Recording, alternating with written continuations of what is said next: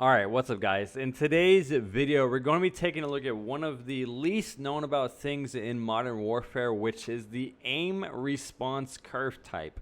In today's video, I'm going to be showcasing you guys some clips and some gameplays of me actually testing the different three settings out. And I'm going to be telling you guys what I have found to be exactly what they are, what the benefit of each individual type is, and which ones you should be using for your playstyle. So if you guys learn anything new in this video, you guys want to leave a like and subscribe to the channel, I would very much appreciate it. Like I said, the aim response curve type is something that is completely brand new in Modern Warfare. It has never been in any other CODs, and this is something that's completely random and not something that people know a lot about. And if you read the actual descriptions of what they are, it is something that is not fully explained. So in today's video, I'm going to be explaining all of them. I'll also be explaining the benefits of each one and why I recommend using each individual aim response curve type and in what situations. So the standard is basically, the definition is simple power curve map from aim stick to aim rate, which I honestly couldn't tell you what any of that means, but that to me is the normal standard aim, with your right thumbstick that has been in previous CODs. Linear is aim stick maps directly to aim rate. In my experience of testing linear out, what I noticed the significant most about linear is definitely a noticeable increase left to right as far as the exact definition of switching off of a standard to linear and dynamic. The benefit of switching is that it is easier to control each of them, linear and dynamic, as far as up and down or left and right. Linear, I've noticed, is easier to control left to right at mid to long range fights, which you guys will watch a couple clips of me testing them out. And then dynamic, the definition is reverse S-curve mapping for fine aim rate control.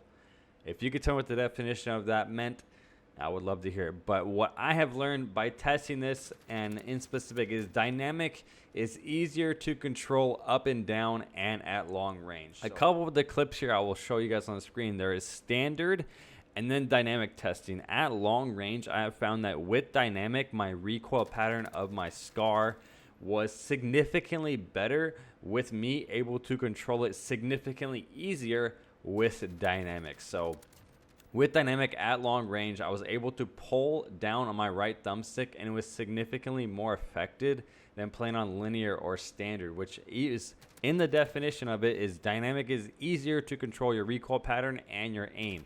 So if you are someone who has a really good controller, you got some really good joysticks, you think you have some really good aim, you're scum performer, you got the best aim in the game, dynamic is 100% the absolute game-changing wave. I highly 100% recommend switching to it if you have not yet. So then the definition of linear, what is the benefit of switching to linear, is I do believe linear and dynamic are both better than standard.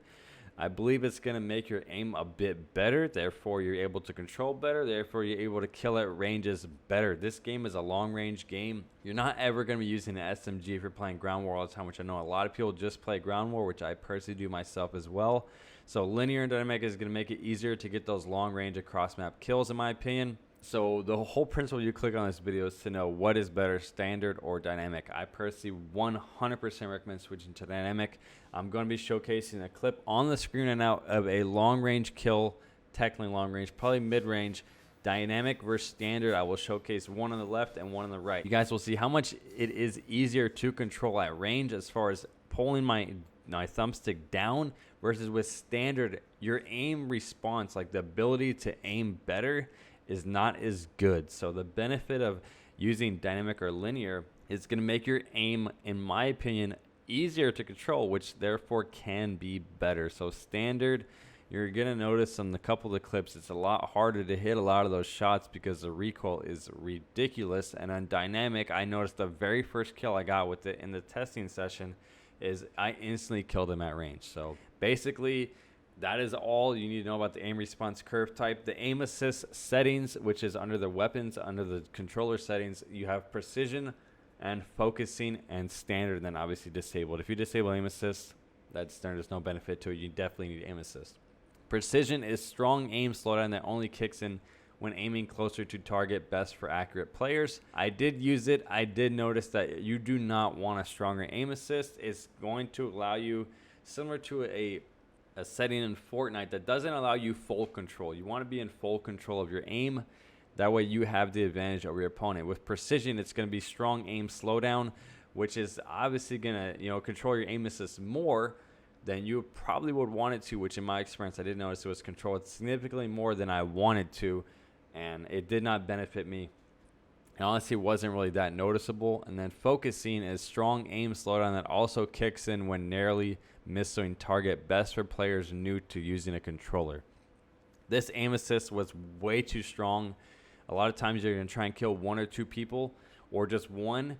You'll be able to kill one person, and then the aim assist is so strong it'll be really hard to try and focus on the second player. So as far as the aim assist settings, precision is not really that noticeable. In fact, it's a little bit stronger than you would want it to be, and then focusing is just way too strong. So as far as the aim assist setting only, definitely just keep it on standard.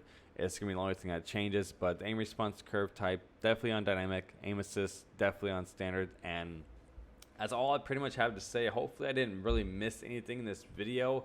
I tried my best to do a full test. And in my experience of testing this for almost 20 minutes, I did notice that dynamic is significantly better. Linear is going to be definitely better because it gives you more range of motion, which is something that's going to help you aim a lot. I've been playing Call of Duty since COD 4.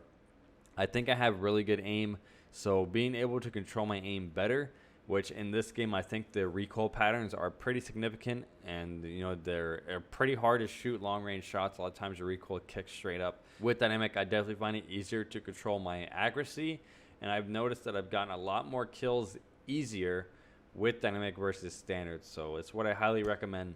All I ask is you guys leave a like if you guys learned something new. Make sure you guys subscribe to the channel. We're almost on the road to 1,000 subs. And leave a comment down below. What are your aim response settings as well as your aim assist settings? I want to see what everyone else is playing on.